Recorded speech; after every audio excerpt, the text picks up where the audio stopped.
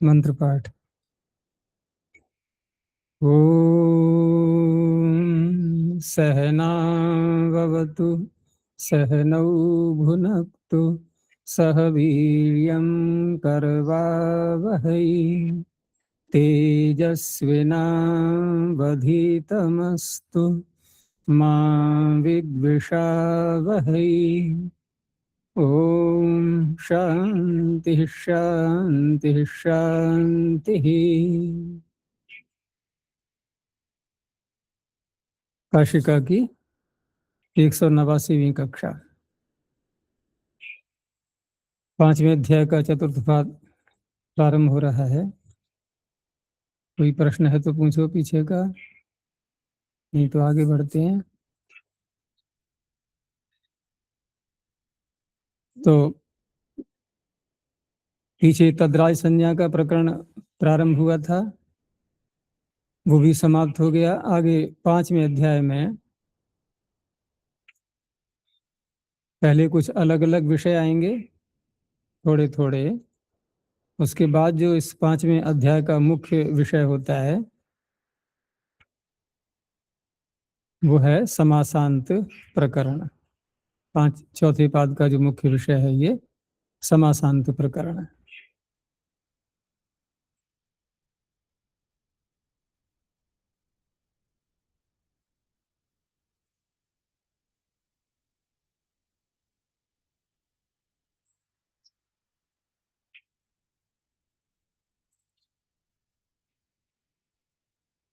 तो पहला सूत्र है इसमें,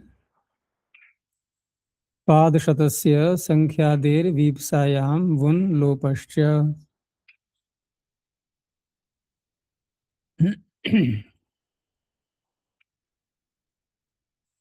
अब यहाँ जो प्रारंभ कर रहे हैं ये कि वीप्सा अर्थ में यदि पाद और शत ये अंत में आ रहे हों, लेकिन अंत अर्थ ले कैसे लिया, क्योंकि प्रातिपदिक ग्रहण में तदंत विधि नहीं होती, परंतु सूत्र में जो संख्यादेह शब्द आ रहा है ये स्वयं बता रहा है यहाँ तदंत विधि स्वीकार करनी ही होगी, क्योंकि संख्या आदि में है तो कोई ना कोई शब्द अंत में आना ही है।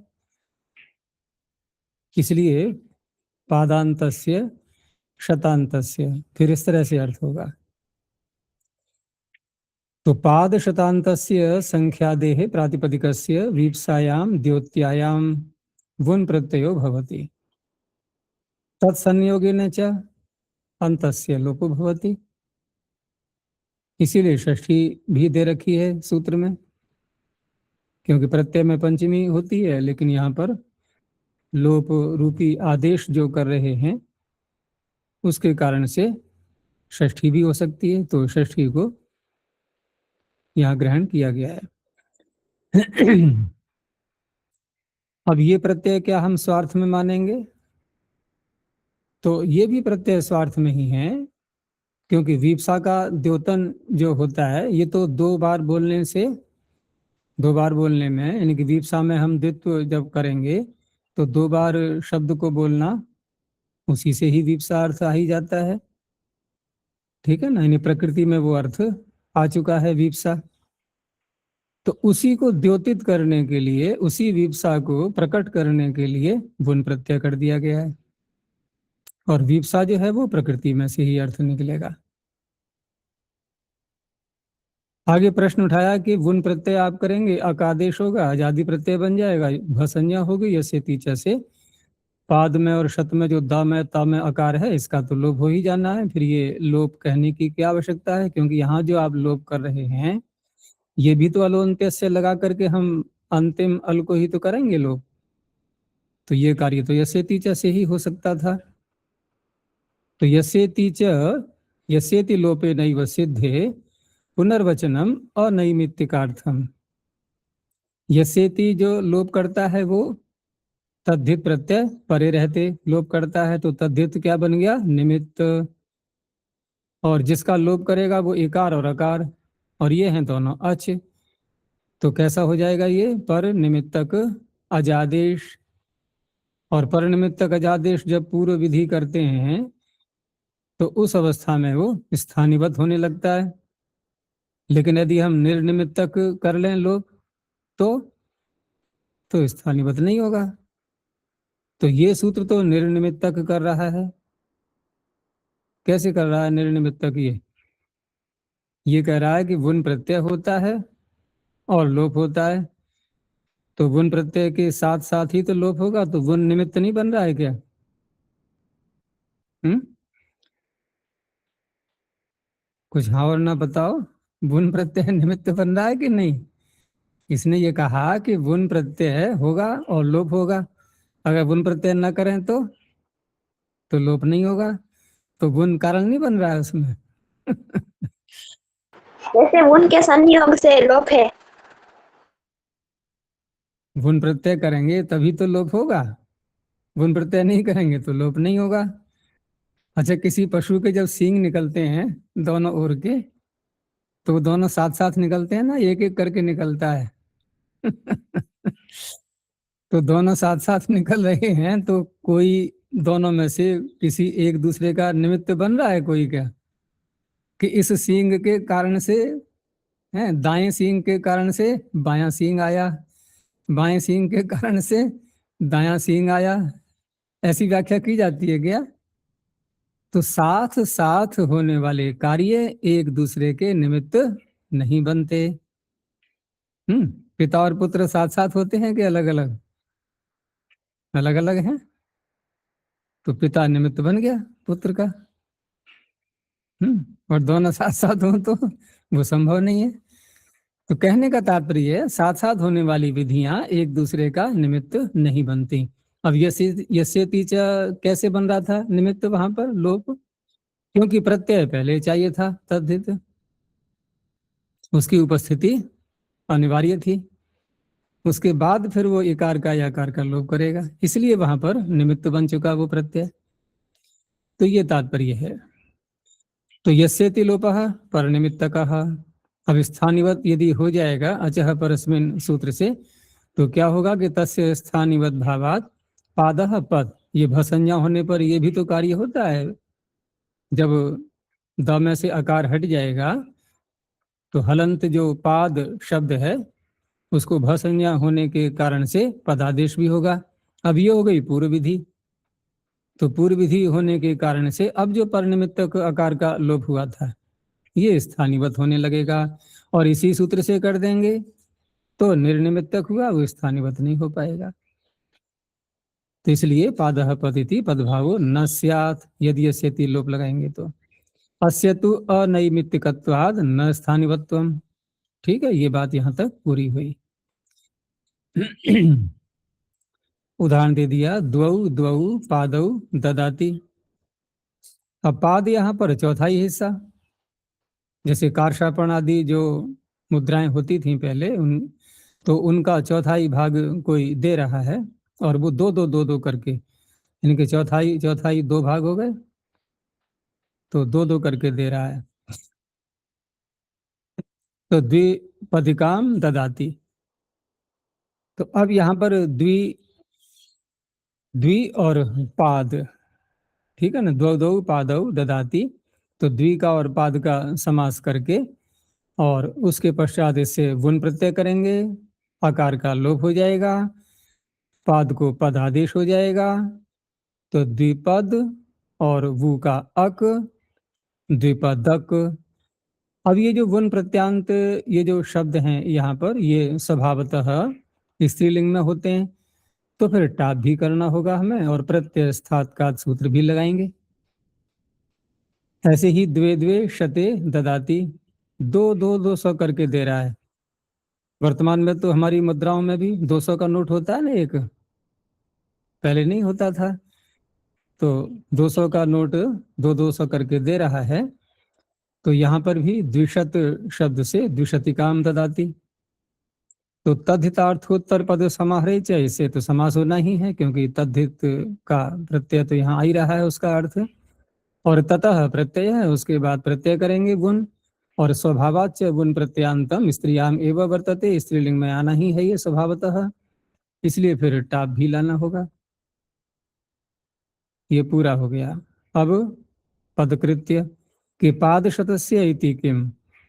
अब यदि दीप्सा होने पर भी यदि पाद और शत अंत में नहीं होंगे और संख्या आदि में होगी, फिर भी ये सूत्र अगर ये पाद शत नहीं कहा जाएगा तो वहां भी लगने लगेगा।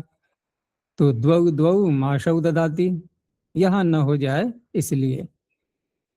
संख्यादि रीति किम, अब पाद और शत तो अंत में है लेकिन पूर्व में संख्या नहीं है, जैसे यहाँ पर केवल पादम पादम ददाति, बस एक पाद दिया फिर एक पाद दिया फिर एक पाद दिया ऐसे करके, यहाँ भी नहीं होगा संख्या आदि में न होने से। वीपसायामिति किम, वीपसा यदि नहीं है एक ही बार में दे रहा है बस, तो संख्या आदि में होने पर भी पाद शब्द अंत में होने पर भी द्वौ पादौ ददाति द्वे शते ददाति, यहाँ भी प्रत्यय नहीं होगा। अंत में कहते हैं कि पाद शत ग्रहणम अनर्थकम, पाद शत ग्रहण करके आपने एक सीमा बांध दी है जो कि हमारे लिए बाधक बन रही है, क्योंकि अन्य भी ऐसे शब्द हमें दिखाई दे रहे हैं जहां पर कि पाद शत अंत में नहीं है और फिर भी गुण प्रत्यय हो रहा है, तो आप इसको हटा दीजिए तो सूत्र की सीमाएं खुल जाएंगी फिर। अन्यत्रापि दर्शनात्, जैसे मोदक शब्द में भी यहाँ गुण प्रत्यय दिखाई दे रहा है, तो द्विमोदकिकाम ददाति दो दो लड्डू करके दे रहा है, ऐसे ही त्रिमोदकिकाम ददाति तीन तीन करके दे रहा है। अब ये जो दिया था पीछे प्रतिदाहरण कि द्वौ द्वौ माशौ ददाति, कि यहाँ न हो जाए इसलिए पाद शत का ग्रहण किया गया है, लेकिन यहाँ कह रहे हैं कि इसको हटा दो, तो हटा देने से द्विमोदकी काम त्रिमोदकी काम ये तो बन जाएगा, लेकिन दो दो माशो ददाती में भी प्राप्त होने लगेगा। उसका फिर वही उत्तर होगा कि अनभिधानात्, ठीक है ना, उसका प्रयोग कहीं मिलता नहीं है, वहां नहीं करेंगे इस तरह से।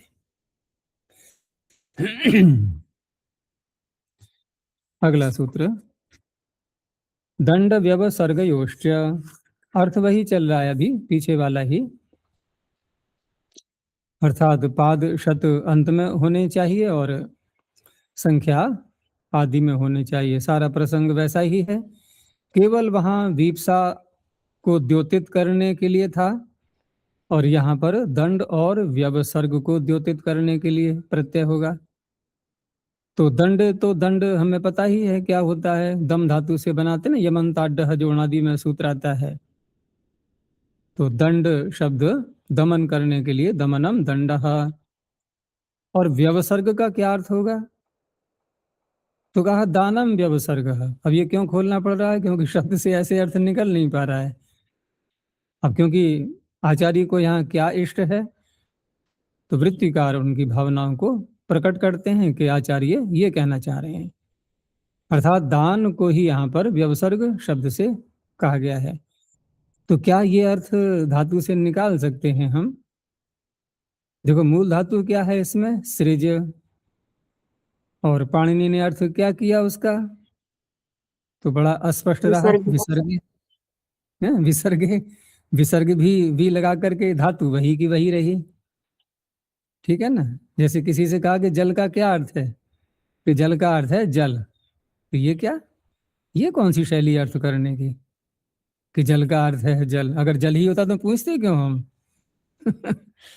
तो होती है शैली ये भी, जब कोई विशिष्ट शब्द होता है तो सृज विसर्ग अर्थ नहीं खुला।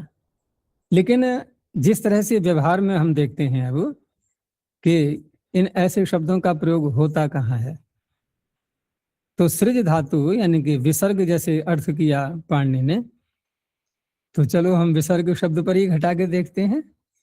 हम विसर्ग लगाते हैं ना शब्दों में अंत में, बालकः, तो बालकः में जो विसर्ग आया, तो विसर्ग व्यंजन के आगे लगता है कि स्वर के आगे लगता है? स्वर के। स्वर के आगे लगता है, तो व्यंजन के आगे क्यों नहीं लगता? देखो विसर्ग का उच्चारण कहाँ से होता है, कंठ से, तो कंठ से तो सारे वर्ण निकल रहे हैं, और कहीं से निकलते हैं क्या? द्वार एक ही तो है कंठ, कंठ से तो सारे निकल रहे हैं, कंठ से सारे निकल तो रहे हैं, लेकिन जिह्वा बीच में रुकावट डाल देती है ये, ठीक है ना, बैरिकेडिंग लगी हुई है मुख के अंदर, और वो जिह्वा बार बार बार बार कहीं तालू में टकराएगी, कहीं मूर्धा में टकराएगी, कहीं दांतों में टकराएगी, और कहीं ओष्ठ पूरा ही बंद कर देते हैं कि निकालो, कैसे निकालोगे मुख से, बाधा पड़ती है ना।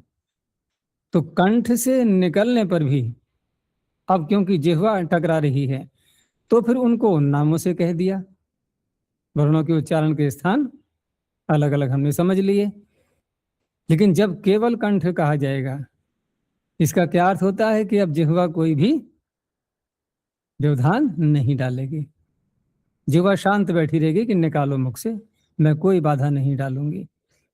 ऐसे वर्णों को कहते हैं हम कि कंठ स्थान है उनका, औरों को नहीं बोलते, क्योंकि वहां जिह्वा ने व्यवधान डाल दिया।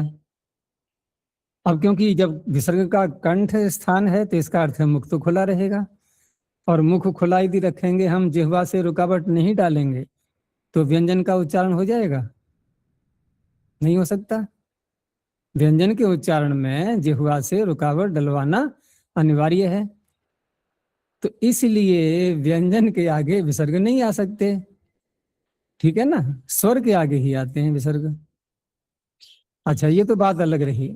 अब जिसको हम विसर्ग कह रहे हैं, हम जब लिखते हैं तो क्या लग रहा है लिपि के रूप में, ये बिल्कुल दो बिंदु अलग दिखाई देते हैं कि नहीं, दो बिंदु अलग दिखाई देते हैं, अर्थात किसी भी वर्ण से जुड़े हुए नहीं होते ये। जोड़ कहाँ है इसमें, जैसे अन्य सारे जो वर्ण लिखते हैं हम ऊपर रेखा भी खींच देते हैं, ठीक है ना, अलग अलग होने पर भी वो रेखा सबको एक कर देती है। लेकिन विसर्ग का तो जो दो बिंदुओं का संबंध है, वहां तक तो रेखा नहीं खींचेंगे हम, उन बिंदुओं को तो रेखा से नहीं जोड़ेंगे ना, बिंदु का स्वरूप ही समाप्त हो जाएगा अगर रेखा बना दें तो। वो तो आकी मात्रा जैसी हो जाएगी, अगर रेखा ऊपर से ला करके नीचे को ले आए घुमाते हुए, तो बिल्कुल अलग रहते हैं। तो अब देखते हैं हम, तो विसर्ग का अर्थ क्या निकल करके आया, अलग हो जाना, ठीक है ना, अलग हो जाना। अच्छा, परमात्मा ने भी देखो क्या बनाया, ये सृष्टि, लेकिन वेद में क्या कहा गया है इसको उसमें नासदीय सूक्त में जो अंतिम मंत्र आता है, इयं विसृष्टिर यत आबभूव यदि वा दधे यदि वा न, यो अस्याध्यक्षः परमे व्योमन सो अंग वेद यदि वा न वेद। तो यहां देखो क्या शब्द प्रयोग किया है ईश्वर ने, विसृष्टि है, यही विसर्ग है कि नहीं है, वी उपसर्ग है, सृज धातु है, तो परमात्मा ने भी विसृष्टि बनाई है ये। तो विसृष्टि बनाई है तो इसको अलग करना अर्थ कैसे निकालेंगे हम, कि परमात्मा ने विसृष्टि अपने लिए बनाई या जीवात्मा के लिए बनाई है, जीवात्मा के लिए बनाई, और स्वयं और जीवात्मा इसमें लिप्त हो रहा है, और परमात्मा निर्लिप्त है तमसः परस्तात्, वो लिप्त नहीं है इसके अंदर, वो तो अभिचाकर्षित बस साक्षी बन के सब जांच कर रहा है, देख रहा है। कहने का तात्पर्य, उसने जो विसृष्टि की रचना की है वो स्वयं से पृथक है, उससे व्यापकता की दृष्टि से नहीं कह रहा हूं मैं, स्वयं से पृथक है का तात्पर्य, न तो उसका कोई प्रयोजन है, न उसका कोई साधन के रूप में उसको उपयोग करना है, कि अगर मैं नहीं बनाऊंगा तो मैं ये और कार्य कैसे कर पाऊंगा, साधन के रूप में भी नहीं चाहिए उसको, उसका कोई भोग भी नहीं करना है उसको, तो उससे पृथक है कि नहीं है, बिल्कुल ये, इसलिए विसृष्टि है ये। तो कुल मिलाकर के विसर्ग का अर्थ होता है एक प्रकार से पृथक कर देना।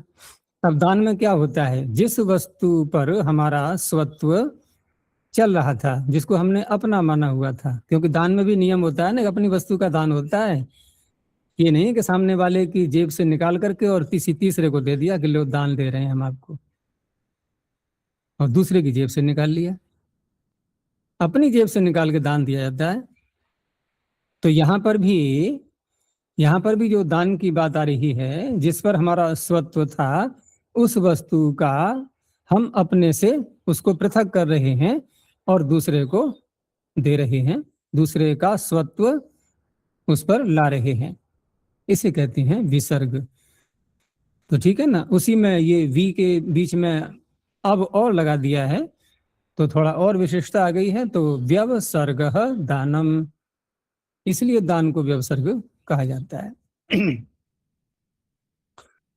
तो सूत्र का अर्थ बन जाएगा कि दंड व्यवसर्गयो हो गम्यमानयो हो पाद शतांतस्य प्रातिपदिकस्य संख्यादेर वुन प्रत्ययो भवति अंत लोपश्च। बाकी सब वही चीजें हैं। सूत्र इसलिए बनाना पड़ा कि पीछे मात्र वीप्सा अर्थ लिया गया था, यहाँ पर दो अर्थ और बढ़ाए। तो अवीप्सार्थो अयम आरंभ। तो द्वौ पादौ दंडितः, दंडितः में जो निष्ठा है ये कर्ता में करेंगे, ठीक है ना, कर्ता में करेंगे। तो द्वौ पादौ ये क्या बन जाएगा, कर्म। जैसे देवदत्त ने दो पाद दंड दिया, तो देवदत्त द्वौ पादौ दंडितः, ठीक है ना। और इसी में ये प्रत्यय करने के बाद जो शब्द बना समास करके कि द्विपदिकाम दंडितः, अर्थात देवदत्तः द्विपदिकाम दंडितः। तो ये द्वितीय का एक वचन है, ये द्विपदिकाम, दो पाद का, दो पाद यानी कर्म बन जाएगा। दंड दिया है किस रूप में, दो पाद के रूप में। ऐसे ही द्वौ पादौ व्यवसृजति, यहाँ भी ऐसे ही है कि देवदत्तः द्वौ पादौ व्यवसृजति, दो पाद दान देता है। तो द्विपदिकाम व्यवसृजति, द्विशतिकाम दंडितः, त्रिशतिकाम, द्विशतिकाम व्यवसृजति, त्रिशतिकाम, ये हो गए।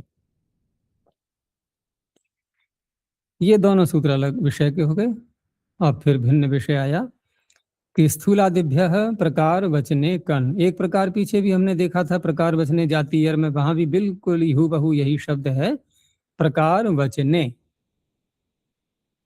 और वहां भी यही कहा गया था कि प्रकारवती, प्रकारवान अर्थ में जातीय प्रत्यय किया गया था ना, यहाँ भी प्रकारवान में ही है। तो अंतर कुछ नहीं पड़ रहा है, इसीलिए फिर जातीय का इसको अपवाद माना गया है। तो स्थूलादिभ्य प्रकार वचने द्योत्ये कन प्रत्ययो भवति, जातीयरो अपवादः। प्रकारो विशेषः। अब प्रकार यहाँ विशेष का तात्पर्य है कि जिस शब्द को बोल करके हम प्रकार शब्द जोड़ेंगे उसके आगे, उस शब्द की ही विशेषता बताता है वो, उस शब्द को ही किसी अन्य पदार्थ में विशेष रूप से घटा रहा है। जैसे कोई पदार्थ स्थूल हमें दिखाई दे रहा है, तो हम कहेंगे कि स्थूल जैसा है, ये स्थूल प्रकार वाला है, अर्थात उस पदार्थ को बोलते हुए हम उसके स्थूलत्व को विशेष रूप से उभार रहे हैं। दूसरे को समझाने के लिए उसके स्थूलत्व धर्म को एक मुख्य आधार बना रहे हैं, उस वस्तु को समझाने के लिए कि कैसा है भाई, आप किसकी चर्चा कर रहे हैं, कि वो जो स्थूल जैसा है, बिल्कुल मोटा मोटा सा है, ऐसे बोलते हैं ना हिंदी में। तो स्थूल प्रकार है, स्थूल कह, बहुत सूक्ष्म है तो अणु कह, छोटा है। माश जैसा है, माश उड़द को बोलते हैं ना, माश जैसा है उसके आकार का है तो माशकः, इस तरह से। अब यहीं पर हम जातीय भी कर सकते थे ना, स्थूल जातीय, अणु जातीय, माश जातीय। तो प्रकारवान अर्थ में ही तो घटा रहे हैं। अब ये द्रव्य ही तो हैं सारे, और द्रव्य ही प्रकारवान होता है। आगे कन प्रकरणे चंचद बृहतो उपसंख्यानम, यहाँ स्थूल आदि जो गण दिया है इसमें इनका कहना है कि चंचद और बृहत ये दो शब्द आप और बढ़ा सकते हैं, इनका भी उपसंख्यान करना चाहिए। तो चंचद जो शब्द है यहाँ पर, वैसे तो चंचा आता है, पीछे आया था ना एक स्थान पर, वो जो एक पुतला जैसा बना लेते हैं चंचा, तो वो है उसके समान, उस जैसा है जो, ठीक है ना, प्रकार वचन, तो उसे चंचत कहा जाएगा। और बृहत शब्द से बृहत कहा। कुछ आचार्य यहाँ पर इनका कहना है कि चंच बृहयो हो इति केचित पठन्ति। अब यहाँ जो चंच अकारांत लिया है इन्होंने और बृहत का केवल बृह ले लिया है, तो इसको अव्युत्पन्न मान करके ही इनका समाधान हो पाएगा, क्योंकि वैसे तो इस तरह से नहीं बन पाएंगे ये। हाँ, इतना तो है कि हम यदि आकारांत चंचा से करेंगे तो किरणा से ह्रस्व भी हो सकता है। किरणा से ह्रस्व भी हो सकता है। दूसरा यह है कि ये जो वार्तिक में चंचत शब्द आ रहा है, ये चंचत एक क्रिया के रूप में भी लिया गया है, और क्रिया के रूप में मानते हुए यानी कि चंच धातु को लेकर के। अब चंच धातु ही यदि मान लें हम, यद्यपि धातु पाठ में तो नहीं मिलेगी, लेकिन चंच धातु यदि ले लेते हैं गति अर्थ में, तो क्षत्रि प्रत्यय करके ये बन जाएगा चंचत शब्द। ठीक है ना, क्षत्रि प्रत्यांत। तो उस तरह से उसी क्षत्रि प्रत्यांत से यहाँ पर कन प्रत्यय हो गया है। तो चंचत कह का अर्थ हो जाएगा, एक प्रकार से गति अर्थ में लेते हैं तो, कि चंचल प्रकार वाला, चंचल प्रकृति का कोई व्यक्ति, वो चंचत कहा। और बृहद तो शब्द उनादि कोश में बनाया गया है। वर्तमाने पृषद बृहन महद जगत क्षत्रिवच्च सूत्र है ना, उनादि कोश का निपातित किया गया है उसमें। चंच ब्रह में मैंने कहा कि चंच ब्रह में या तो हम चंचा को लेकर के ह्रस्व कर लें उसको, और उसी को वार्तिककार ने या अन्य आचार्यों ने पढ़ा, लेकिन बृहत में तो फिर ये बृह इतना ही माना जाएगा, या तो हम बृह धातु से ही सीधा ऐसे ही अच प्रत्यय करके बना लें। तो इस तरह से तो चंचकः बृहकः कहने का तात्पर्य इति उदाहरणम द्रष्टव्यम, ये भी बन जाते हैं। आगे इन्होंने गण में शब्द पढ़ दिए हैं, एक गण सूत्र भी आ रहा है, कृष्ण कृष्ण तिलेषु। अब कृष्ण तिलेषु यहाँ पर केवल मूल शब्द कृष्ण ऐसा पढ़ा हुआ है ये, और तिल अर्थ में काले तिल होते हैं ना उनके लिए, तो कोई काले तिल के जैसा है, काले तिल के प्रकार वाला है तो कृष्ण का आदि बन जाएंगे। और यव के प्रकार का है, यानी कि यव ब्रीही अर्थ में ही लेना है तो यव का आदि बन जाएगा। और पाद्य काल अवदाता सुरायाम। तो पाद्य काल आदि, इसमें पाद्य शब्द से बनाएंगे तो यानी कि सुरा अर्थ में है ये, तो स्त्रीलिंग में ही बनेगा ये, तो पाद्य का ये बनता है काल शब्द से कालिका, और अवदात शब्द से अवदातिका। ये विभिन्न प्रकार की सुराएं दी हैं। और गोमूत्र आच्छादने, अब यहाँ इसके अर्थ को समझना बड़ा कठिन है। गोमूत्र शब्द से हम प्रत्यय करेंगे और आच्छादन अर्थ में करेंगे, तो इसका क्या तात्पर्य हुआ? हम उसमें प्रकारता कैसे लाएंगे कि गोमूत्र प्रकार का कोई वस्त्र, तो गोमूत्र प्रकार का वस्त्र क्या हो सकता है? तो उसमें कुछ कल्पनाएं की जाती हैं कि जैसे गोमूत्र का जो रंग होता है उस रंग का कोई वस्त्र, जैसे हम अन्य वस्तुओं को बोल देते हैं, जैसे मान लो गेहूं के रंग का कोई पदार्थ है तो क्या बोल देते हैं हिंदी में उसको? गेहुआ। मनुष्यों को भी कहते हैं, जैसे कोई गौर वर्ण का होता है ना, जैसे एक तो श्याम वर्ण सांवला, और गेहुआ का तात्पर्य गोरा, तो गोरा न कह करके उसको गेहुआ, क्यों गेहूं गोरा जैसा होता है ना साफ, उसका कलर जो है उसको हम श्याम नहीं कह सकते। तो इस तरह से यहाँ पर भी गोमूत्र के वर्ण जैसा कोई आच्छादन अर्थात वस्त्र। सुरा अहौ, अब और समस्या आई कि सुरा शब्द से प्रत्यय करना है और अर्थ क्या होना चाहिए? अहि। अहि किसे कहते हैं? सर्प। अहि कहते हैं सर्प। अब यहाँ भी हमें रंग अर्थ ही लेना होगा भाई, सुरा का जो रंग हो बन जाता है शराब का, और अहि भी, ठीक है ना, अहि भी उस रंग जैसा होता है। तो इस तरह से सुरा के वर्ण का कोई अहि सर्प, सर्पों के बहुत सारे रंग होते हैं अलग अलग। जीर्ण शालिषु, अब जीर्ण से करना है लेकिन ये शाली अर्थ में होगा, तो ऐसे शाली जो जीर्ण जैसे हो गए हैं, जीर्ण प्रकार के, तो यहाँ तो कोई आपत्ति नहीं। पत्र मूले समस्त व्यस्ते, पत्र मूल जो शब्द है इसको हम अलग अलग करके भी बना सकते हैं दोनों शब्द, ठीक है ना। पत्र, पत्र मूलकम, एक तो पूरा बन जाएगा पत्र मूलकम, और अगर व्यस्त करके बनाएंगे तो पत्रकम और मूलकम। इस तरह से ये गण सूत्र भी आ गए। आगे अनत्यंत गत उक्तार्थ। गति, गति क्या होता है? ज्ञान गमन प्राप्ति, यहाँ प्राप्ति अर्थ लेना पड़ेगा हमें। और अत्यंत गति, अत्यंत प्राप्ति, इनकी अत्यंत निकटता, बीच में कोई भी व्यवधान नहीं है, ये हो गई अत्यंत गति। अच्छा जी, स्थूलादिभ्य प्रकारवचने कन, ये वही अर्थ आ रहा है, तो वहीं पर स्थूलादिभ्य, वहीं पर सूत्र बना देते प्रकारवचने जातीय। प्रकारवचने जातीय के पास ही इसको रख देते, तो यहाँ कोई विशेष है? प्रकारवचने जातीय के पास रखते नहीं, तो हमें इसको कन को फिर आगे भी तो ले जाना है। जैसे अनत्यंत गतोक्ता प्रसंग जुड़ जाता है ना एक दूसरे के साथ में, इस कन को हम आगे भी ले जा रहे हैं।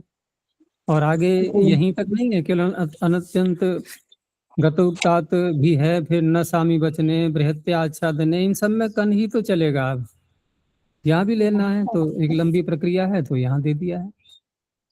और फिर थोड़ी गुरुजी बहुत पदमंजरी में ये दिया है, जातीय रह अनंतरम एव अयम कन विधेयः। हाँ, तो विचार तो कोई भी कर सकता है। जब तेजस्विनी विचार कर सकती है तो पद्मंजरी कार क्यों नहीं कर सकते?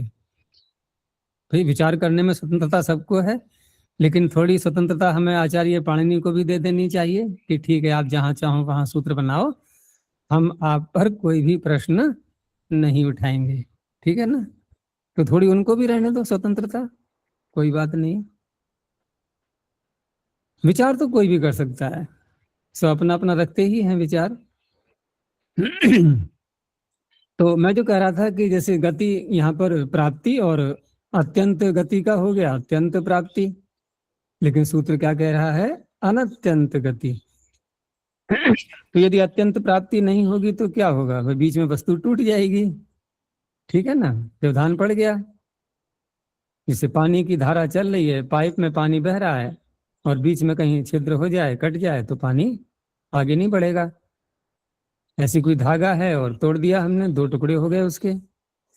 बिजली का तार चल रहा है, बीच में अगर भिन्नता हो गई तो करंट आगे नहीं जाएगा। तो इस तरह से अनत्यंत गति अर्थ में करता है। अनत्यंत गति ही अशेष संबंध है, यानी पूरा संबंध नहीं है। अब अशेष संबंध जो है, यानी कि संबंध जुड़ नहीं पा रहा है, शेष रह गया उसमें। तद अभावो अनत्यंत गति ही, नहीं, अत्यंत गति का तो हो गया अशेष, अशेष माने बचा हुआ नहीं है पूरा, और तद अभाव अनत्यंत गति है, उसका अभाव हो जाएगा अनत्यंत गति, अर्थात पूरा संबंध नहीं हो पाया। तो अनत्यंत गतो गम्यमानायाम क्तांतात कन प्रत्यय होती, पहले हमें क्ता प्रत्यय भी करना होगा। तो भिन्न शब्द का अर्थ वही तो है कि टूटा हुआ, तो टूटा हुआ है तो अनत्यंत गति तो हो ही गई। तो इसी अर्थ में अब ये कन प्रत्यय हो गया, तो कन कोई अर्थ को बदल नहीं रहा है, बस उसी अनत्यंत गति को ही प्रकट कर रहा है। टूटा हुआ, छिन्न कहा, भिन्न कहा, ये सारे शब्द ऐसे ही हैं।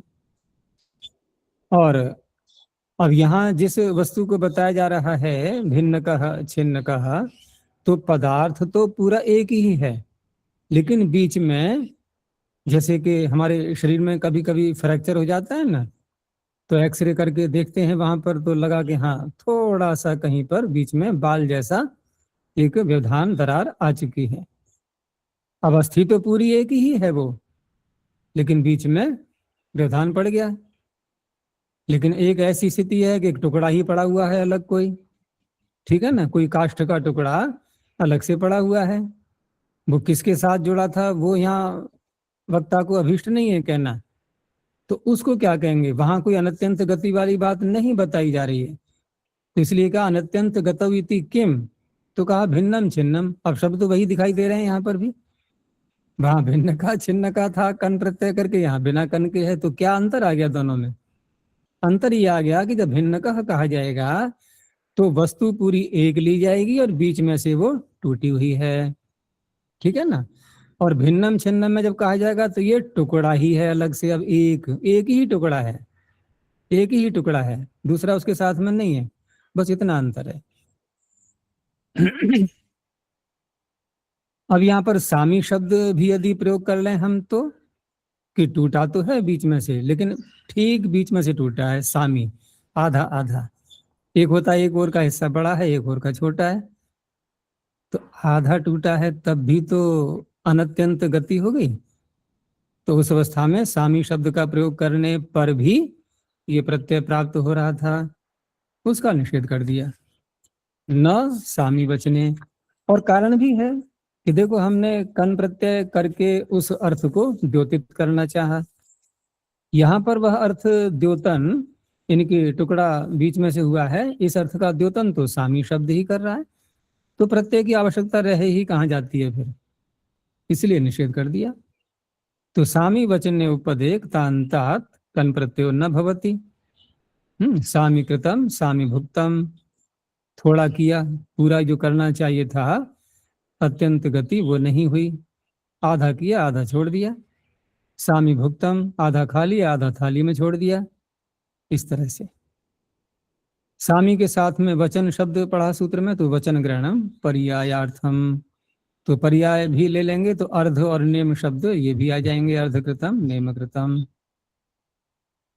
आगे कहा कि सामी वचने प्रतिषेधा नर्थक्यम, जो बता रहा था मैं अभी कि सामी शब्द ने ही, सामी शब्द के साथ में जो आप प्रतिषेध कर रहे हैं इसकी आवश्यकता ही नहीं है, क्योंकि हम ये तो स्वीकार करेंगे ही कि सामी शब्द ने या अर्ध शब्द ने या नेम शब्द ने, आप जो बात प्रत्यय ला करके द्योतित करना चाह रहे हैं वो तो इन शब्दों ने ही कर दी, और इन शब्दों ने कर दी है तो एक नियम ये होता है कि उक्तार्थानाम अप्रयोगः, जिन अर्थों को हम प्रकट कर देते हैं किसी भी शब्द से, उसके लिए फिर और कोई और शब्द नहीं लाते प्रयोग करने में, तो उसी से हो जाएगा।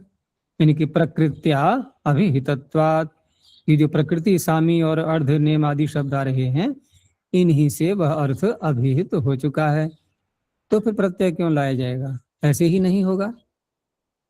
तो कहा कि देखो एवं तर्हि, आपने जो अर्थ समझा है वैसा नहीं, एवं तर्हि न एव अयम अनत्यंत गतौ विहितस्य कनः प्रतिषेधः, अनत्यंत गति में जो प्रत्यय प्राप्त हो रहा था पूर्व सूत्र से, उस कन का ये प्रतिषेध नहीं है।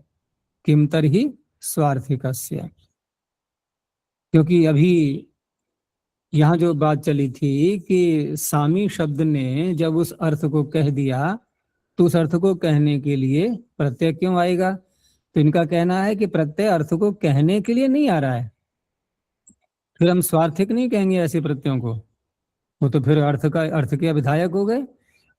और यहाँ हम जो प्रकरण देख रहे हैं सारा ये स्वार्थिक प्रत्ययों का है प्रायः करके, प्राय मैंने इसलिए बोला कि कहीं कहीं नहीं घट पाता है तो वहाँ हम अर्थ में भी स्वीकार कर लेते हैं, और जहाँ ऐसा लगता है कि प्रकृति में ही वह अर्थ छिपा हुआ था प्रत्यय ने प्रकट कर दिया है तो स्वार्थिक भी कह लेते हैं उसको।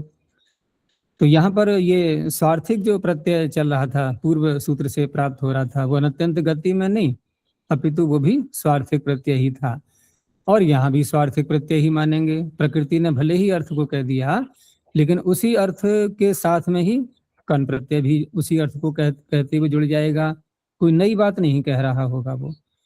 उस दृष्टि से देखें तो कन की प्राप्ति हो रही थी, ठीक है ना। तो किम तरही की स्वार्थिकस्य, अब प्रश्न ये उठा कि केन पुनः स्वार्थिकः कन विहितः। अब यहाँ पर ये बात उठा रहे हैं ये कि यहाँ तो हमने पीछे वीप्सायाम शब्द बोला, पीछे चल रहा था ना ये, नहीं अनत्यंत, हाँ अनत्यंत गति बोला हमने अभी, और अनत्यंत गति में प्रत्यय किया गया। तो देखो भिन्नकः और भिन्नः ये जो दो शब्द थे यहाँ पर, तो शब्द में यानी कि मूल प्रकृति दोनों में एक है, भिन्नकः और भिन्नः में दोनों में प्रकृति एक ही है। तो दोनों में प्रकृति एक है तो फिर अगर प्रत्यय स्वार्थ में आया है, ईमानदारी की बात है कि अगर प्रत्यय स्वार्थ में आया है तो दोनों स्थलों पर प्रकृति का अर्थ एक जैसा होना चाहिए कि नहीं, जो अर्थ भिन्न का है वही भिन्न का होना चाहिए कि नहीं, क्योंकि प्रत्यय ने कोई अर्थ तो बदला नहीं है, वही तो होना चाहिए था। लेकिन फिर भी अंतर आ रहा है, एक टुकड़े को कहा जा रहा है और एक ऐसे पदार्थ को जिसमें कि कोई पूरा हमने एक वस्तु ले ली और बीच में से क्रैक हो रही है, एक उसको कह दिया गया। अंतर तो आया ना अर्थ में, और अर्थ में अंतर आया है तो फिर ये स्वार्थिक पूरा पूरा दिखाई कहाँ दे रहा है हमें, कुछ तो अर्थ बढ़ाया उसने, टुकड़ा और एक पूरा पदार्थ और बीच में से टूटा हुआ है, अर्थ में तो अंतर आया है। तो यहाँ पर उन्होंने स्वार्थिक स्वीकार भी किया, पहली बात तो ये है। अब स्वार्थिक स्वीकार किया है, तो अब यहाँ पर ये कहते हैं कि सामी शब्द के साथ में, क्योंकि ये स्वार्थिक हो गया ना, तो स्वार्थिक हो गया और यहाँ वह अर्थ सामी शब्द ने प्रकट कर ही दिया है, तो उस अवस्था में अब प्रत्यय की आवश्यकता न होने के कारण से फिर भी आप ये मान रहे हैं कि स्वार्थिक प्रत्यय को ये रोक रहा है, सूत्र निषेध कर रहा है, तो स्वार्थिक प्रत्यय प्राप्त हुआ ही किससे? क्योंकि पिछले सूत्र से हम माने तो वो तो स्वार्थिक नहीं लग रहा है, उसने तो अर्थ को प्रकट किया है। तो अब ये उत्तर देते हैं कि एतदेव ज्ञापकम, ये न सामी वचने सूत्र जो निषेध कर रहा है, ये निषेध करना ये द्योतित कर रहा है कि कन प्रत्यय स्वार्थ में हो जाता है। एतदेव ज्ञापकम भवति स्वार्थे कन इति। अब स्वार्थ में ही जब कन हो जाएगा तो भले ही सामी, अर्ध, नेम ये सारे शब्द उस अर्थ को बोल रहे हों, फिर भी कन हो सकता है। ये स्वार्थ का तात्पर्य हुआ।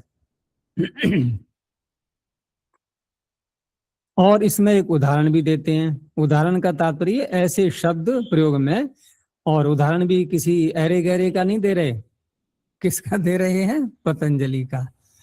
ठीक है ना, सामने वाले का मुंह बंद हो जाएगा ना बिल्कुल। अब एक ऊंचे आचार्य का प्रमाण दे रहे हैं कि तत्र यद एतद उच्यते, जैसे कि महाभाष्यकार पतंजलि भी ऐसे वाक्यों का प्रयोग करते हैं जहां कन प्रत्यांत शब्द हमें दिखाई दे रहे हैं।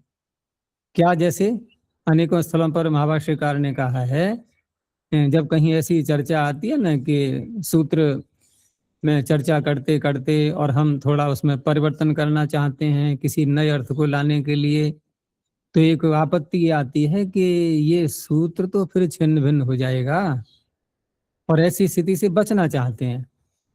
हम सूत्र में तोड़फोड़ करने से बचना चाहते हैं, तो क्या करते हैं फिर कि कोई ऐसा सरल उपाय निकालते हैं कि वक्ता जो बात कहना चाह रहा है वो भी सिद्ध हो जाए और सूत्र भी यथावत बना रहे। तो सूत्र का यथावत बने रहना, इस स्थिति को क्या बोलते हैं? अभिन्नतर। सूत्र भिन्न नहीं हुआ ना, तो अभिन्नतर में पतंजलि ये क लगा करके क्यों बोल रहे हैं? उनका वाक्य है कि एवं ही सूत्रम अभिन्न तर्कम भवति। तो अभिन्न तर्कम में ये क की कोई आवश्यकता ही नहीं थी, यानी क ने किसी नए अर्थ को प्रकट नहीं किया है। यहाँ पर कहने का तात्पर्य है पतंजलि कन प्रत्यय को स्वार्थ में प्रयोग कर रहे हैं। स्वार्थ में कन प्रत्यय यहाँ पर लिया है उन्होंने, किसी अर्थ को नहीं बदला है कन प्रत्यय ने।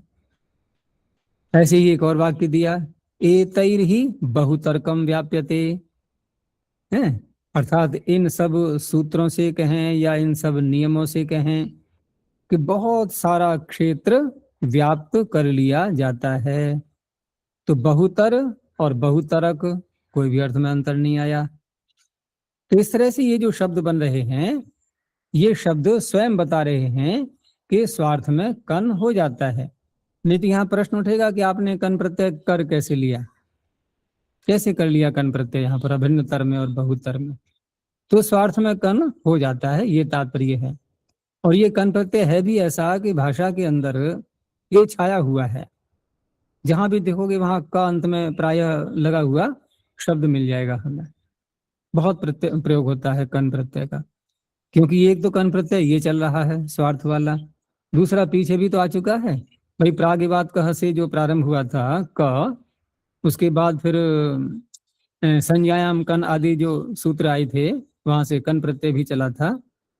तो और ये भी इधर कन है, तो बहुत होता है क का प्रयोग। तो निष्कर्ष क्या निकला? निष्कर्ष ये निकला कि ज्ञापक ये निकला यहाँ पर कि स्वार्थ में कन हो जाता है, और स्वार्थ में कन होता है इस बात को ध्यान में रखते हुए पाणिनि को पता है कि ये सामी शब्द प्रयोग करने पर भी लोग कन प्रत्यय करने लगेंगे, क्योंकि स्वार्थ में होता है और हमें करवाना नहीं है, वो अनिष्ट शब्द बनने लगेगा, इसलिए सूत्र ने निषेध किया है।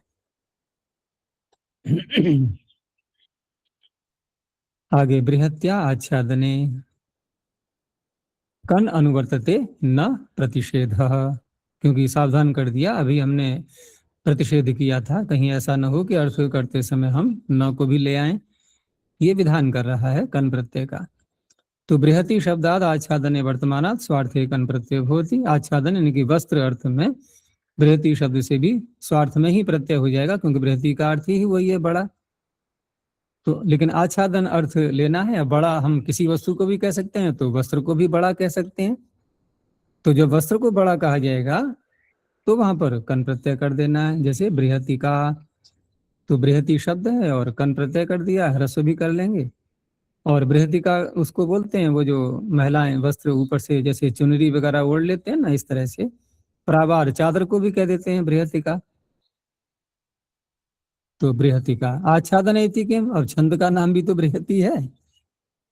तो छंद यद्यपि छदिर आवरण है, वहां भी अर्थ वही निकलता है, लेकिन वो वाच्छादन जो एक विशेष वस्त्र अर्थ में लिया है इन्होंने, वो अर्थ वहां पर नहीं है।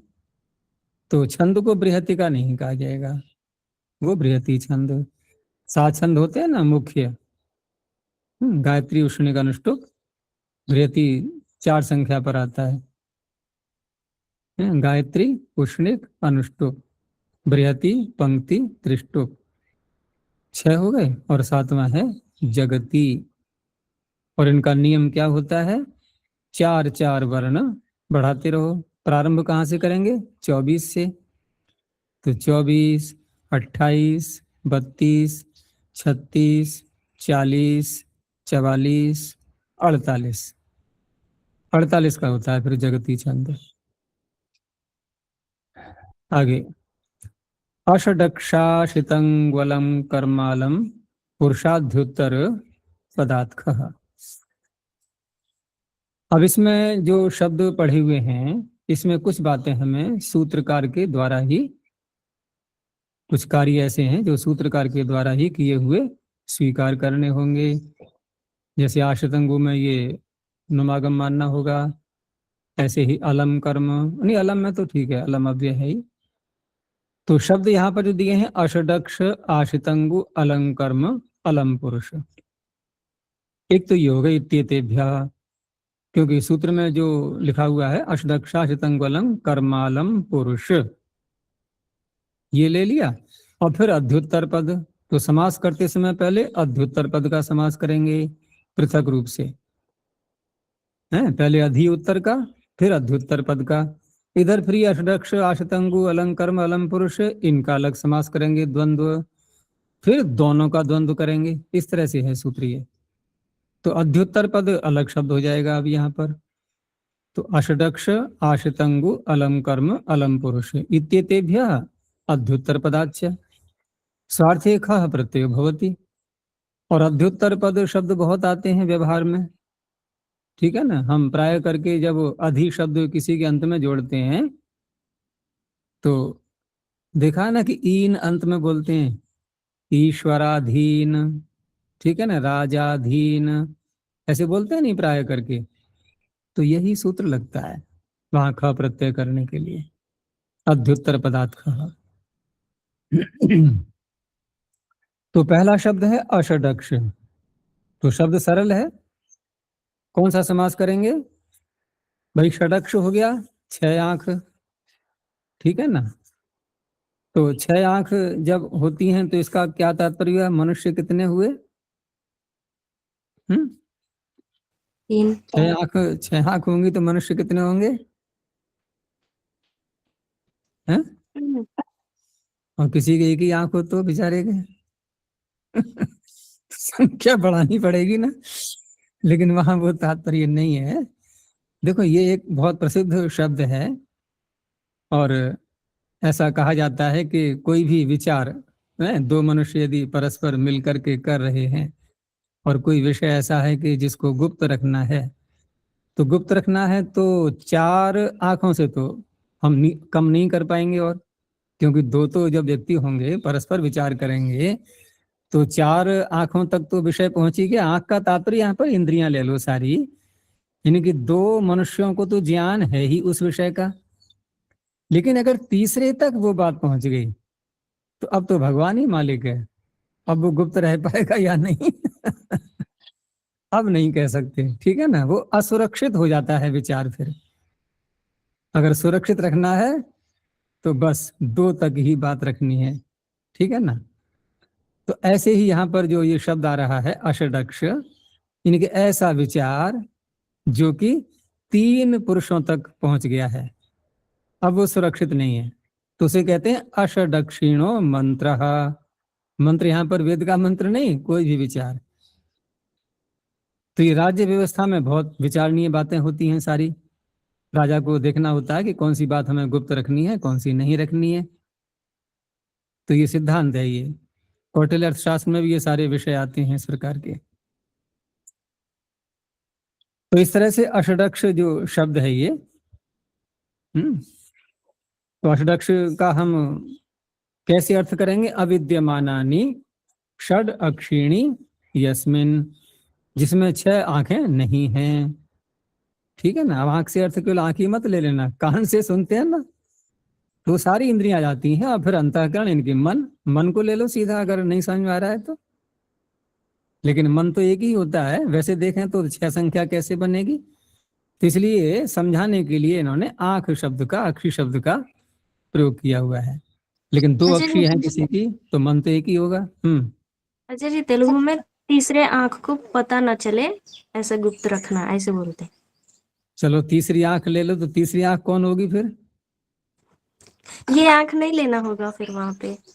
तो कौन सी आंख लेंगे फिर? वो दिव्य आंख कौन सी कहलाएगी? मन, सभी इंद्रियों को शायद। हाँ देखो, कहने का एक भाव देखा जाता है शब्द का। यहाँ तात्पर्य है 3 पुरुष। अब 3 पुरुष में हम जब अक्षी का प्रयोग कर रहे हैं, तो थोड़ा यौगिक अर्थ भी आ गया कि 6 आंखें हो गई। लेकिन आंखों का ही विषय होता है कोई? ऐसा भी नहीं है। होते हैं आंखों के विषय कि मान लो कोई घटना घटी और 2 लोगों ने उसको देख लिया, ठीक है ना। अब वो चाहे तो दोनों छिपा के रख सकते हैं।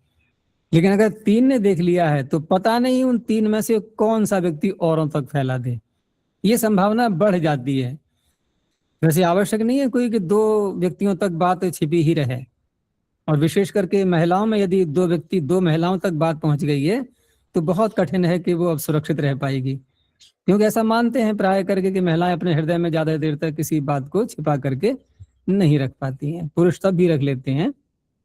तो केवल एक भाव समझना होता है कि एक सामान्य सी बात है कि 3 व्यक्तियों तक जब कोई विचार पहुंचता है, तो सुरक्षा उसकी फिर उतनी नहीं रह पाती है। तो इन्होंने स्वयं विग्रह किया है कि अविद्यमानानि षड अक्षिणी अस्य इति बहुव्रीहि, और बहुव्रीहि करेंगे तो अक्षी शब्द है समासांत प्रत्यय भी, और इसी प्रकरण में 5वें 4थे पाद में हम पढ़ेंगे आगे चल करके 5वें अध्याय में। तो बहुव्रीहि सत्यक्षणो इति शच प्रत्यय करके उसके बाद जो बना शब्द अषडक्ष, ये बन गया है पूरा, उससे फिर ख प्रत्यय हो जाएगा। तो अषडक्षिणो मंत्र, अर्थ खोला उसका कि यो द्वाभ्याम एवं क्रियते न बहुभी, जो केवल 2 के द्वारा ही किया जा रहा है, जिस पर विचार किया है जो कुछ भी है, न बहुभी, बहुतों के द्वारा नहीं। अगला शब्द है आशितंगु। तो आशितंगु शब्द का विग्रह किया कि आशिता गावः अस्मिन। अब अस्मिन से हम अरण्य आदि को ले सकते हैं। आशित यानी अश धातु है ना, अश भोजने, अर्थात इस अरण्य में, अस्मिन अरण्य गायों ने भोजन कर लिया है, चारा चुग लिया है। यानी वहां पर कुछ भी नहीं है अब चुगने को, यूं कह सकते हैं। यानी किसी और स्थान पर ले जाना चाहिए। और होता ही है, गाय को जब चराते हैं तो एक ही स्थान पर थोड़ी बार बार चराएंगे। वहां पर एक बार घास गाय खा लेती है तो दोबारा वहां 8-10 दिन तो लग ही जाते हैं दोबारा घास आने में, तो किसी अन्य स्थान का चयन करते हैं। तो आशिता गावः अस्मिन् अरण्ये इति आशितंगु, पहले तो ये शब्द बनेगा बहुव्रीहि समास करके, और ये शब्द बना करके फिर आशितंगु, आशितम में नुमागम भी मुमागम भी निपातन से ही करना होगा, और उसके बाद फिर ये ख प्रत्यय हो जाएगा और गुणा लगा करके आशितं गवीनम अरण्यम निपातना पूर्व पदस्य मुमागमः। आगे अलम कर्मन और अलम पुरुष। तो यहाँ तो अलम में पहले से ही अनुस्वार है ही, और जो वार्तिक दिया हुआ है कि परियादयो ग्लानाद्यर्थे चतुर्थ्या, चतुर्थ्यंत के साथ में परि आदि जो शब्द हैं इनका समास करते हैं, और ग्लान आदि अर्थों में तो परि आदि में ही अलम शब्द भी ले लिया इन्होंने। तो ग्लान आदि अर्थों में है यहाँ पर, तो अर्थ कोई सा ले सकते हैं यहाँ। तो यहाँ अर्थ है एक समर्थता, जैसे अलम कर्मणे, चतुर्थी तो लानी है, चतुर्थिया है ना वार्तिक में। तो कर्म करने में, कर्म के लिए जो व्यक्ति समर्थ है, कर्म कर सकता है, अलम माने पर्याप्त है कर्म करने में, सामर्थ्य को बताते हैं अलम शब्द से। तो अलंग कर्मीण, ऐसे ही किसी पुरुष के लिए, मान लो उससे कोई बात करनी है, कोई ऊंचा अधिकारी है, हर कोई नहीं बात कर पाता, बड़े लोगों से झेपता है, ठीक है ना, लेकिन एक ऐसा है कि कहीं भी पहुंचा दो उसको, सब जगह बात कर लेगा वो। तो जो समर्थ है किसी से भी बात करने के लिए, या कोई संघर्ष करना है, ठीक है ना, वहां पर भी। तो अलम पुरुषाय इति अलम पुरुषीणः। तो ये तो शब्द के सूत्र में जो आए शब्द हैं सबका उदाहरण दे दिया है। आगे जो अध्युत्तर पद है उसका उदाहरण देते हैं। तो अध्युत्तर पदस तत्पुरुषः, अध्युत्तर पद जो है ये तत्पुरुष समास यहाँ करेंगे। और किस सूत्र से करेंगे, तो कहा अधि शब्द शौंडादिषु पठ्यते। शौंडादि का तात्पर्य सप्तमी शौंडई है। सप्तमी शौंडई में जो शौंडादि गण माना गया है बहुवचन होने के कारण से, तो शौंडादि गण में अधि शब्द को पढ़ा हुआ है। और सूत्र का अर्थ क्या बन जाएगा कि सप्तम्यंत का शौंडादि में जो शब्द हैं उनके साथ में समास हो जाता है। तो इस तरह से उससे समास करेंगे हम अधि शब्द का। तो जैसे राजा शब्द है तो पहले सप्तमी लाएंगे इसमें, राजनी, आगे अधि बोल दो, राजनी अधि, ऐसे विग्रह करके और सप्तमी शौंडई से समास कर लिया, तो शब्द बन गया राजाधि, ये बन गया। अब राजाधि शब्द कैसा है, ये अध्युत्तर पद, ठीक है ना। अब एक बात यहाँ पर और भी है, क्या कभी सुना है ऐसा प्रयोग, राजाधि, ईश्वराधि, मनुष्याधि? नहीं सुनने में आता, जब तक कि हम खा प्रत्यय न कर लें। तो फिर खा प्रत्यय नित्य हुआ ना, ये नित्य हुआ प्रत्यय। तो ये आगे स्वयं बता रहे हैं कि नित्यश्च अयम प्रत्ययः। अब नित्य है ये हम माने कैसे, क्या यूं ही माने कि अभिधान ही ऐसा होता है, या अन्य भी कोई हेतु है? तो कहते हैं यहाँ देखो और भी हमें संकेत दिखाई दे रहा है कि अगला सूत्र क्या आने वाला है। अगला सूत्र क्या आएगा, विभाषांचे स्त्रियाम, तो वहां विभाषा आएगा। और इससे पूर्व सूत्र क्या था, इससे पूर्व सूत्र क्या था, बृहत्या आच्छादने। हाँ, बृहत्या आच्छादने। तो पूर्व से तो यहाँ तात्पर्य नहीं है कुछ भी, लेकिन आगे जो विभाषा शब्द आ रहा है, ठीक है ना, ये द्योतित कर रहा है कि पूर्व सूत्र नित्य था। ये वहां से संकेत लिया इन्होंने कि उत्तरत्र विभाषा ग्रहणात् है। और केवल यही की बात नहीं है, ख प्रत्यय की ही अधि शब्द से जो किया जा रहा है राजाधीन आदि, यहाँ तो हम नित्य ख का प्रयोग करते ही हैं। लेकिन यहाँ तो चलो हमने विभाषा से संकेत निकाल लिया, लेकिन ये कोई ज्यादा प्रबल हेतु नहीं है, क्योंकि और भी ऐसे प्रत्यय हैं जहाँ विभाषा कोई संकेत नहीं दे रहा होगा, फिर भी हम उनको नित्य मानते हैं। जैसे अन्येपि स्वार्थिका नित्याः प्रत्ययाः स्मर्यन्ते, और वहां उन्होंने गिना भी दिए हैं ये, जैसे तमप से लेकर के कन प्रत्यय से पूर्व पूर्व तक, तमबादयः प्राक कनः, ठीक है ना। ऐसे ही आगे कहा कि ञादयः प्राग वुनः, ञा से लेकर के और वुन के पहले पहले तक। ऐसे ही आमादयः प्रांग मयटः, ऐसे ही गिनती कराई है, जैसे कि तैतशास्त्र व्यक्ति में कराते हैं ना कि कौन कौन से तद्धित प्रत्यय हैं जिनको करने के बाद अव्यय संज्ञा हो जाती है। तो वहां भी महाभाष्यकार ने सब परिगणन कराया है, ऐसे ही यहाँ पर भी परिगणन कर दिया है नित्य प्रत्ययों का। आगे बृहति जात्यंता, बृहति से लेके जात्यंत तक। और आगे भी जो समासांत प्रकरण आएगा सारा, समासांता सूत्र के बाद में, वो भी सारे प्रत्यय नित्य होते हैं, अगर कहीं विकल्प नहीं कहा है सूत्र में, यानी कि महाविभाषा का वहां संबंध नहीं जोड़ते हैं, ठीक है ना, जितने भी नित्य प्रत्यय हैं वहां महाविभाषा का संबंध समर्थानाम प्रथमाद्वा का नहीं जुड़ता है। ऐसे ही यहाँ पर अधि के साथ में भी है।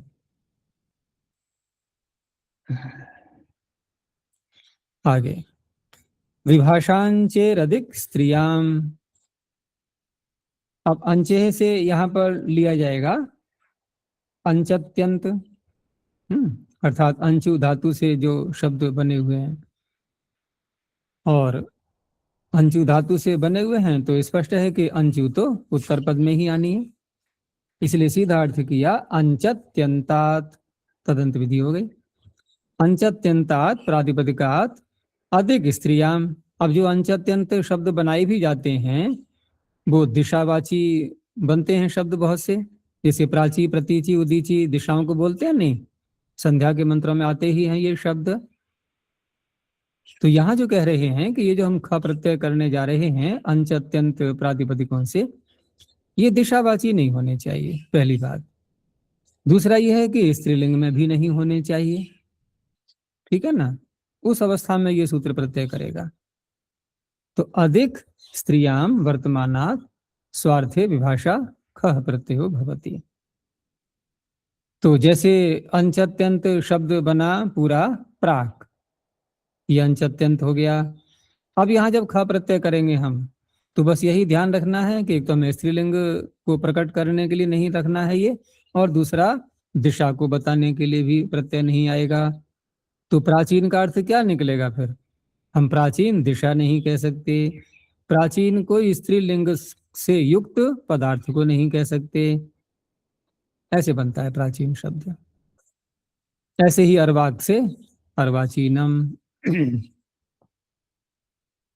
और यदि अधिक स्त्रियाम इस नियम का हम पालन नहीं करेंगे तो यह सूत्र प्रत्यय नहीं करेगा। तो अधिक स्त्रियाम इति किम, अब यहाँ प्राची शब्द देखो स्त्रीलिंग में भी है ये और दिशा बोधक भी है। तो प्राची दिक, ठीक है ना, प्रतीची दिक, एक तो ये हो गया। देखो यहाँ जो अधिक स्त्रियाम जो शब्द है ना सूत्र में, यहाँ पर अधिक स्त्रियाम या तो हम दोनों बातें एक में ही घटा सकते हैं कि दिशा बोधक भी न हो स्त्रीलिंग में भी न हो, यानी कि दोनों बातें एक में ही घट जाएं। तो जैसे यहाँ पर प्राची शब्द दिशा बोधक भी है स्त्रीलिंग भी है, ठीक है ना, यहाँ भी ये सूत्र प्रत्यय नहीं करेगा। अब एक दूसरी स्थिति ले लें कि अधिक स्त्रियाम में हम द्वंद्व समास कर लें पहले, फिर नए समास कर लें।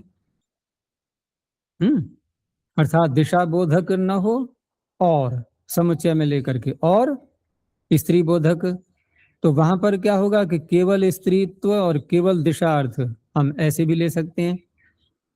जैसे आगे इन्होंने कहा कि दिग्ग्रहणम किम, अगर केवल हम स्त्रियाम बोल रहे हैं, केवल स्त्रियाम बोलते हैं और दिक शब्द को न कहा जाए तो उस अवस्था में जैसे यहाँ पर प्राचीना ब्राह्मणी, अब प्राचीना जो शब्द है यहाँ है, पहले तो प्राची शब्द है, प्राक शब्द है मूल तो, जिससे हमें प्रत्यय करना है, प्राचीना तो बाद हम बनाएंगे।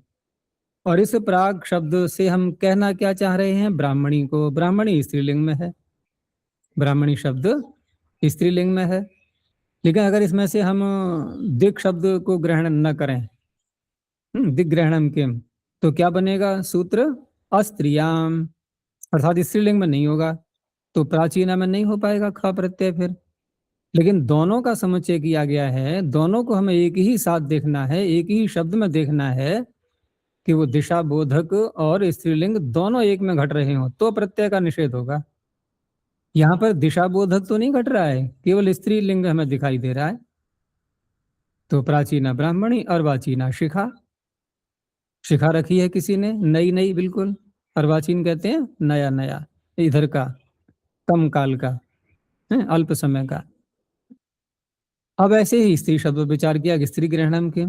अब यदि केवल अधिक कहा जाएगा तो उस अवस्था में प्राचीनम दिग रमणीयम, अब ये दिशा बोधक तो है प्राचीनम दिग, लेकिन स्त्रीलिंग यहाँ पर नहीं है, स्त्रीलिंग नहीं है तो यहाँ भी प्रत्यय प्राप्त होने लगेगा।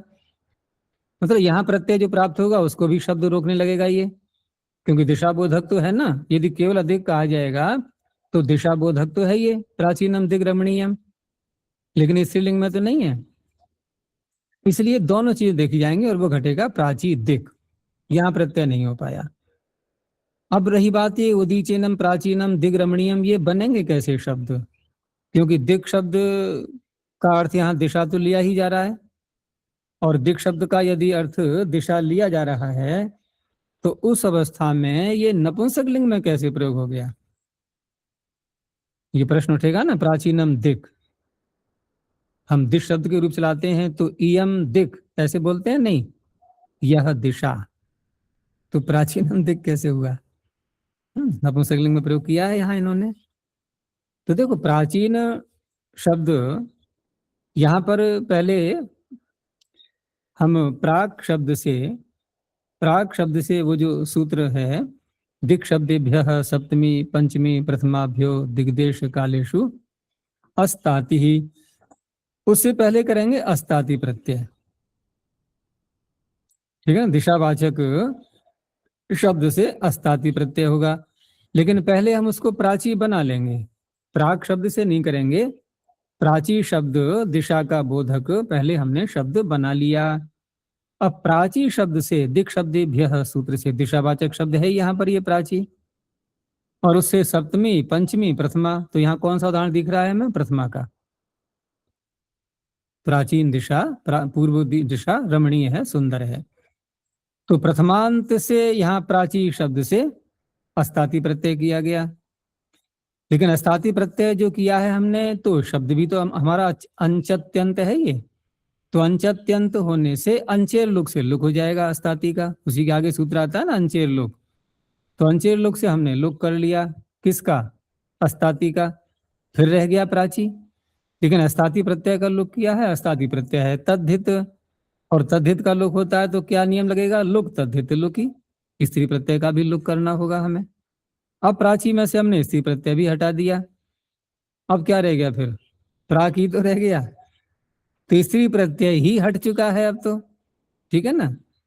जब स्त्री प्रत्यय हट गया तो उस अवस्था में, और दूसरा ये है कि ये जो प्रत्यय होते हैं सारे प्राक दिशो विभक्ति ही वाले और उसके आगे के और भी प्रत्यय, ये सब उसमें आए हुए हैं तयतश्चा सर्व विभक्ति ही, वहां ये अव्यय भी बनेंगे अब ये, ठीक है ना, ये अव्यय भी बन गया।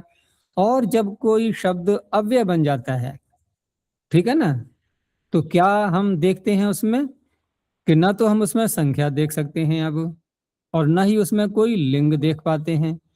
तभी तो वहां सूत्र में दिया हुआ है ना, प्रातिपदिकार्थ लिंग परिमाण वचन मात्र प्रथमा, और प्रातिपदिकार्थ मात्र के उदाहरण क्या दिए हैं उसमें, ध्यान आ रहा है, उच्च ही नीचे ही आदि, अव्यय के उदाहरण देते हैं प्रातिपदिकार्थ मात्र में, क्योंकि वहां न तो बहुत संख्या का द्योतन होता है, अर्थात वचन का भी कोई महत्व नहीं रहा, और न ही कोई लिंग का बोध होता है उसमें। तो इस तरह से ये बन जाता है फिर अव्यय, और अव्यय होने से स्त्रीलिंग का हो गया अभाव, और स्त्रीलिंग का जब अभाव हो गया तो उस अवस्था में जब ये ख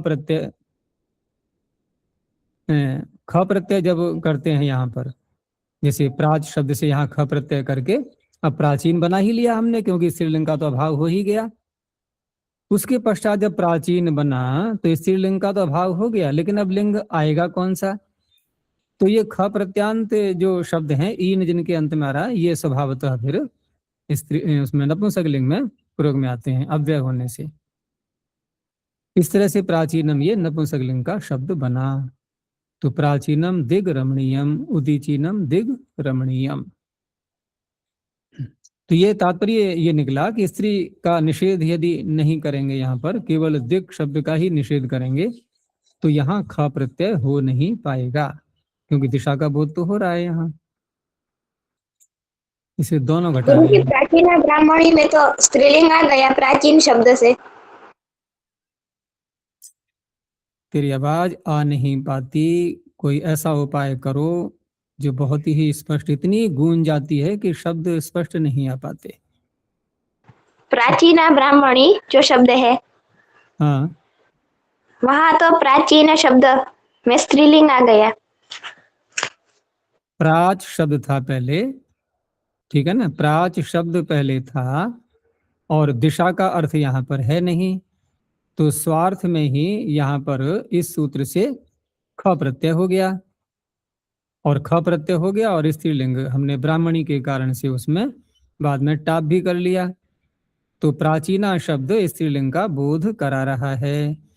और यदि यहाँ इस सूत्र में यदि केवल दिशा का ही निषेध किया जाएगा, ठीक है ना, मतलब केवल स्त्री का निषेध किया जाएगा, दिशा का निषेध नहीं किया जाएगा, तो प्राचीना ब्राह्मणी में भी ख प्रत्यय प्राप्त नहीं हो पाएगा। इसलिए दिया है प्राचीना ब्राह्मणी। यहाँ तो ख प्रत्यय कर लिया ना हमने। क्यों कर लिया? क्योंकि अधिक स्त्रीयाम कहा है, स्त्री के साथ साथ दिशा भी अर्थ निकलना चाहिए, तब ये रोकेगा प्रत्यय को। लेकिन यहाँ पर स्त्री तो अर्थ आए लेकिन दिशा अर्थ नहीं है। दोनों अर्थ एक साथ घटेंगे तब प्रत्यय नहीं होगा। और दोनों में से तो यदि यहाँ एक बात, नपुंसकलिंग तो नहीं आया। नपुंसकलिंग वहां क्यों होगा? ब्राह्मणी क्या नपुंसक है? ब्राह्मणी का विशेषण है ना प्राचीना, और वहां कोई प्रत्यय का लुक थोड़ी हुआ है।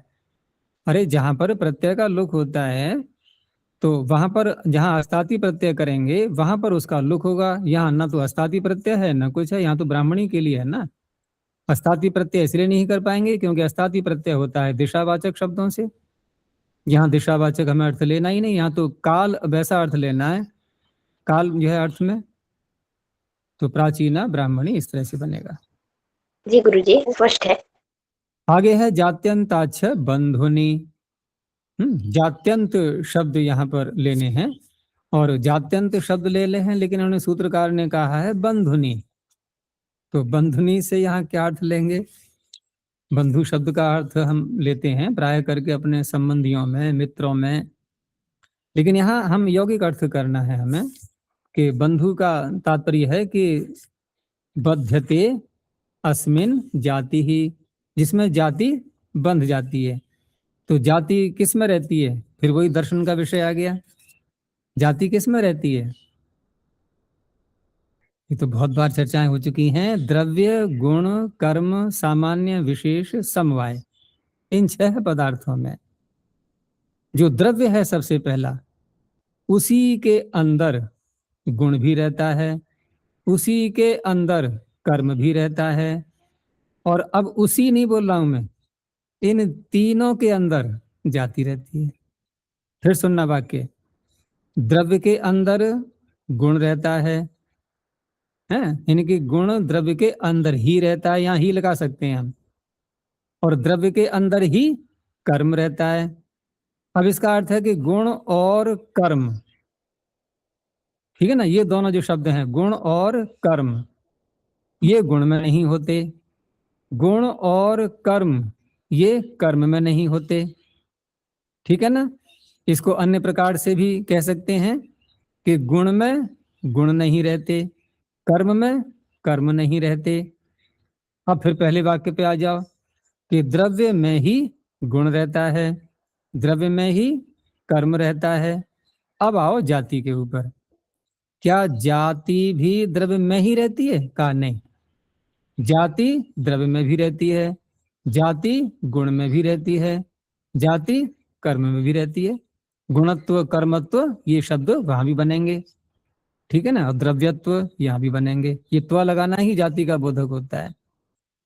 अब कहने का तात्पर्य यहाँ जैसे जात्यंत शब्द लिया इन्होंने, तो जात्यंत शब्द लेने पर भी अब उसका अर्थ क्या किया जाएगा? तो कहा कि बंधुनी, अर्थात जहां पर बध्यते अस्मिन जाति ही, जहां जाति बंध जाती है, यानी कि आधार बना करके रहती है, तो उस अवस्था में वो जाति कहाँ रहती है? तो यहाँ क्योंकि जात्यंत शब्द है तो द्रव्य आएगा, गुण और कर्म तो आएंगे नहीं।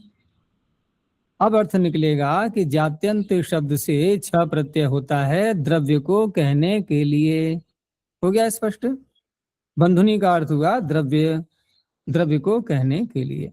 और बंधुनी, बंधु का अर्थ द्रव्य क्यों किया? कि बध्यते अस्मिन जाति ही, अधिकरण में प्रत्यय करके बंधु शब्द बना लिया इन्होंने इस तरह से। तो अब देखो सूत्र का अर्थ है कि जात्यंतात् प्रातिपदिकात् बंधुनी वर्तमानात् स्वार्थे 6 प्रत्ययो भवति। उसी को आगे खोल रहे हैं बंधु शब्द को कि बध्यते अस्मिन् जाति ही इति बंधु शब्देन द्रव्यम उच्यते। तो ये न ब्राह्मणत्वादि जातिर्व्यज्यते तद बंधु, जिसके द्वारा ब्राह्मणत्व आदि जाति अभिव्यक्त होती है। तो जाति अभिव्यक्त कहाँ होती है? द्रव्य में। तो तद बंधु द्रव्यम, वो बंधु जो है वो द्रव्य कहलाएगा।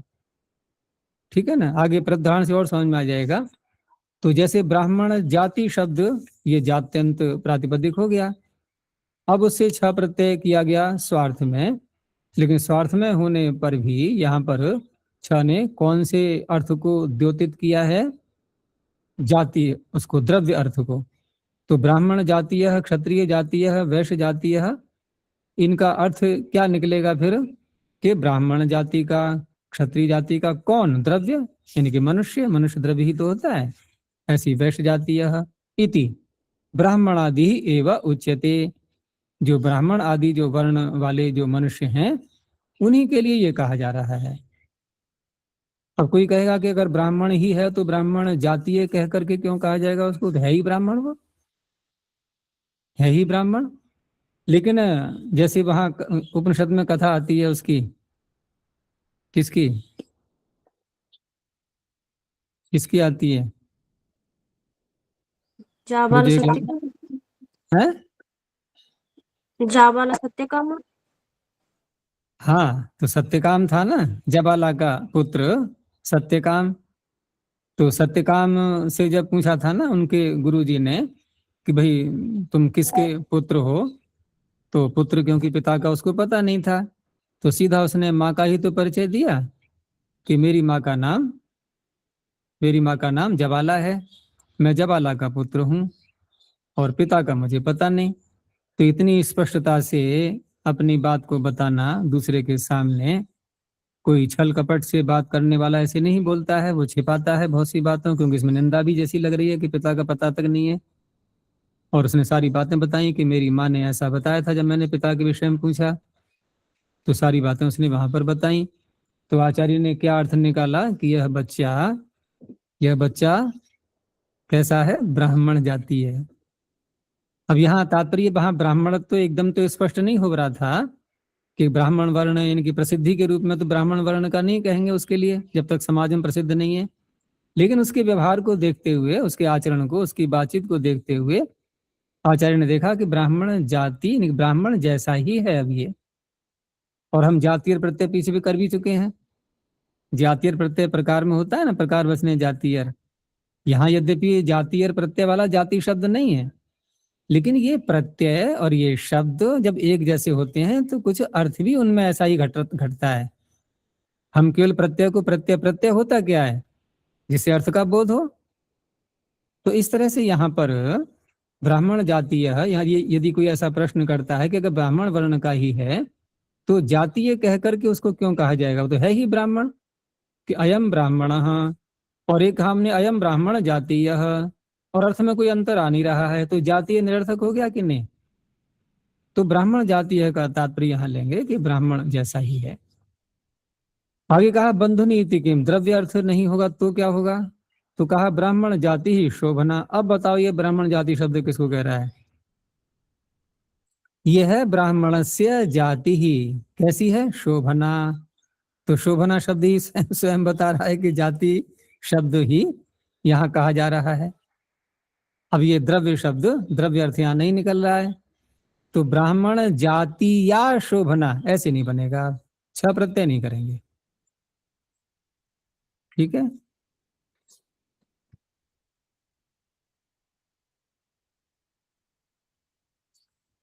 और देखते हैं कि जात्यंताच्छ बंधनी, ये तो हो गया।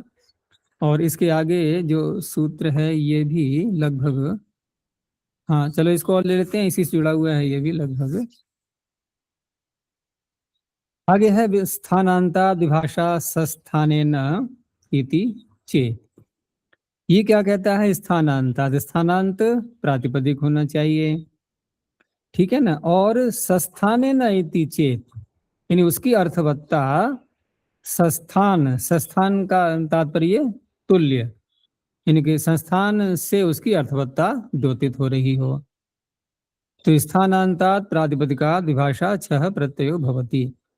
संस्थान जो शब्द बनता है ना, ये कि स्थान, स्थानः, स्थानम, अन्ते यस्य, इन स्थान शब्द अंत में है जिसके, तो इस तरह से बनता है ये स्थानांत शब्द। और वहां पर फिर समान शब्द के साथ में यहाँ समास करेंगे, समान शब्द के साथ में यहाँ संस्थान बनाने के लिए कि समानम स्थानम यस्य, और समान के स्थान पर सा आदेश हो ही जाता है। वो सूत्र आता है ना, ज्योतिर जनपद रात्रि नाभि नाम गोत्र रूप स्थान, आ गया स्थान, तो समान को सा आदेश हो जाएगा, तब बनता है संस्थान शब्द। तो संस्थानेन चेत स्थानांतम अर्थवत भवति, जो स्थानांत प्रातिपदिक है वो संस्थान से अर्थवान बन रहा हो। अब संस्थान के अर्थ को खोलते हैं, क्योंकि हमने विग्रह कैसे किया था, समानम स्थानम यस्य, तो समान स्थान है तो तुल्यता आ गई नहीं आ गई। अब समान स्थान है, दो मनुष्य हैं, दोनों एक ही पदवी पर चल रहे हैं, एक जैसी पदवी पर, तो दोनों कैसे हो गए, तुल्य हो गए, यानी दोनों एक जैसे हैं, दोनों का समान स्थान है। तो संस्थान इति तुल्य उच्यते, समानम स्थानम अस्य इति कृत्वा, ऐसे विग्रह करके। अब कोई पिता जैसा है, ठीक है ना, पिता है नहीं वास्तव में, लेकिन पिता जैसा हमारे व्यवहार में हम उसको मान रहे हैं, यानी पिता जैसा ही हमारे लिए वो स्थान रख रहा है। तो जैसे हम व्यवहार में पितृतुल्य ऐसे बहुत शब्दों का प्रयोग करते हैं कि ये हमारे पितृतुल्य हैं, ये महिला हमारी मातृतुल्य हैं, ऐसे करके, तो वहां पित्रातुल्य, तो अब उसको हम कह सकते हैं पितृस्थानीय, ठीक है ना, ये होगी समानता। तो ये छह प्रत्यय कर लिया, विभाषा है तो पितृस्थान यही बन जाएगा। ऐसी मातृस्थानीय, मातृस्थान, राजस्थानीय, ये राजस्थान प्रांत मत ले लेना राजा जैसा, ठीक है ना, राजस्थानीय, राजस्थान आगे कहा संस्थाने न इति किम, अब यहाँ मात्र कहा जा रहा है उनके रहने की जगह, जैसे गोस्थानम गायों का स्थान, गवाम स्थानम गोस्थानम, अश्वानाम स्थानम अश्वस्थानम। अब यहाँ तुल्यता अर्थ नहीं है, ठीक है ना, इति करणो विवक्षार्थ, सूत्र में इति भी लगाया है, तो इति करण विवक्षा के कारण से है। तेन बहुव्रीहि ही समान शब्दार्थम उपस्थापयति न तत्पुरुषः, तो बहुव्रीहि समास करते हैं हम जब संस्थान शब्द से, तो बहुव्रीहि संस्थान शब्दार्थम उपस्थापयति, बहुव्रीहि समास ही केवल संस्थान शब्द के अर्थ को उपस्थित कर रहा है। तत्पुरुष यदि करेंगे कि वही समान है वही स्थान है, तो न तत्पुरुष है, वो अर्थ नहीं आ पाएगा।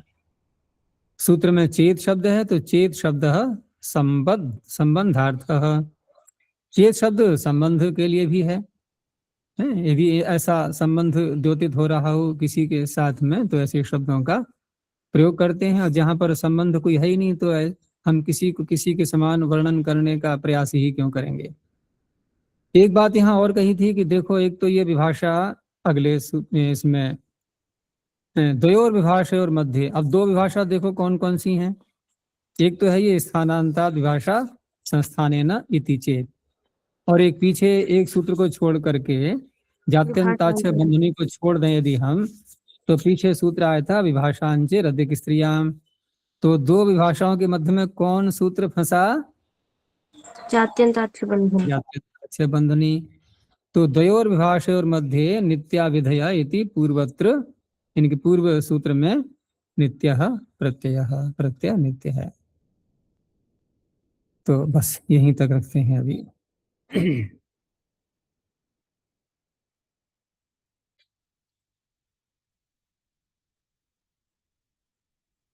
प्रणव ध्वनि ओ